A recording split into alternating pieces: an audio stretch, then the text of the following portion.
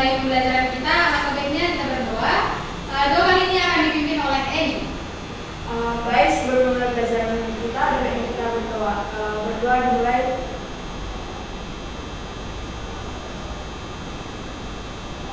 Berdoa selesai.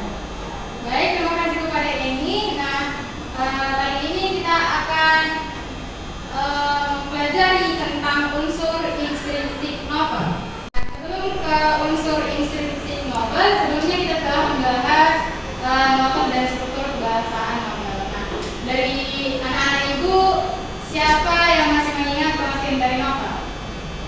Pada dua, Salah satu karya sastra yang berbentuk prose. nah, betul sekali dikatakan oleh berdua. Nah, yang kita pelajari hari ini yaitu unsur intrinsik novel. Dalam memahami sebuah novel, kita perlu mengidentifikasi dan menganalisis berbagai unsur intrinsik yang membangun sebuah cerita, dari tema hingga keamanan. Setiap komponen saling terkait dan membentuk keseluruhan karya sastra yang utuh. Yang pertama yaitu memahami tema. Nah, dari anak-anak ibu, siapa yang tahu pengertian dari tema? Kepada Grace. Tema adalah gagasan pokok atau gagasan pikiran yang berkaitan dengan suatu hal, seperti yang termuat dalam suatu bentuk tulisan itu. Baik, betul sekali yang dikatakan oleh teman kita Grace bahwa tema adalah ide dasar atau gagasan utama yang ingin disampaikan oleh pengarang melalui karyanya. Tema seringkali juga berkaitan dengan persoalan-persoalan kehidupan manusia seperti cinta, konflik, perjuangan, atau nilai-nilai moral. Tema juga mengikat dan menyatukan seluruh rangkaian peristiwa dalam novel sehingga cerita tersebut memiliki keterkaitan yang erat. Baik, materi selanjutnya yaitu menganalisis alur dan struktur naratif. Yang pertama, pengenalan. Nah, dari anak-anak ibu, siapa yang tahu arti dari pengenalan ini? Baik, kepada Jessica. Yaitu bagian awal cerita yang memperkenalkan tokoh, latar, dan masalah yang akan dihadapi. Baik, benar sekali yang dikatakan oleh Jessica bahwa pengenalan adalah bagian awal cerita yang memperkenalkan tokoh, latar, masalah yang akan dihadapi. Yang kedua itu komunikasi. Nah, komunikasi ini merupakan permasalahan-permasalahan yang mulai muncul dan menyebabkan konflik yang semakin rumit dan runcing. Dan yang terakhir yaitu klimaks. Nah, klimaks ini adalah titik puncak dari konflik yang menjadi penentu alur cerita selanjutnya. Nah, untuk mengeksplorasi penokohan ada 3 komponen yang harus kita ketahui. Yang pertama tokoh utama, tokoh tambahan, dan karakterisasi. Nah, yang pertama tokoh utama.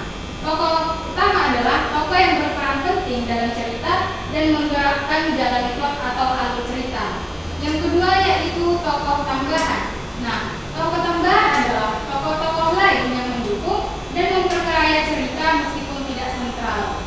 Yang terakhir yaitu karakterisasi. Nah, karakterisasi ini merupakan penggambaran watak, sifat, dan kepribadian tokoh yang dilakukan oleh si pengarang. Selanjutnya yaitu memaknai latar. Ada 3 komponen yaitu latar tempat, latar waktu, dan latar sosial. Bagi anak ibu yang tahu latar tempat, boleh angkat tangannya. Ibu, Kepada Hikmah. jadi latar tempat itu yaitu di mana peristiwa dan cerita berlangsung seperti di kota, di desa, di rumah, di sekolah atau lain sebagainya, Ibu. Ya, betul sekali yang dikatakan oleh Hikmah. Dan yang kedua yaitu latar waktu, yaitu latar atau kapan peristiwa tersebut terjadi, apakah di masa lalu, masa kini, atau di masa depan. Dan yang terakhir yaitu latar sosial, yaitu kondisi masyarakat, adat istiadat, dan kehidupan sosial budaya yang menaungi cerita. Nah, selanjutnya yaitu mengidentifikasi sudut pandang. Ada 2 komponen, yang pertama orang pertama dan orang ketiga. Nah, yang pertama yaitu orang pertama, yaitu cerita dituturkan oleh tokoh yang terlibat langsung dalam peristiwa.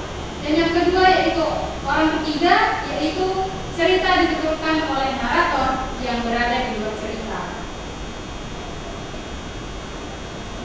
selanjutnya yaitu mengungkapkan amanat. Nah, amanat ini bisa berupa nilai moral, pelajaran hidup, dan refleksi diri.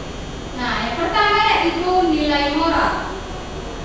Amanat berkaitan dengan pesan-pesan moral atau nilai-nilai kehidupan yang ingin disampaikan oleh pengarang. Yang kedua, pelajaran hidup.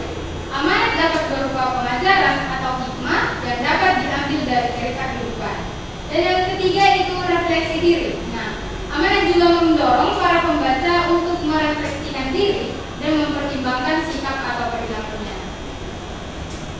Nah, jadi kepada anak-anak ibu sekalian yang dapat menyimpulkan pembelajaran hari ini siapa? Baik, Pak Hikmah.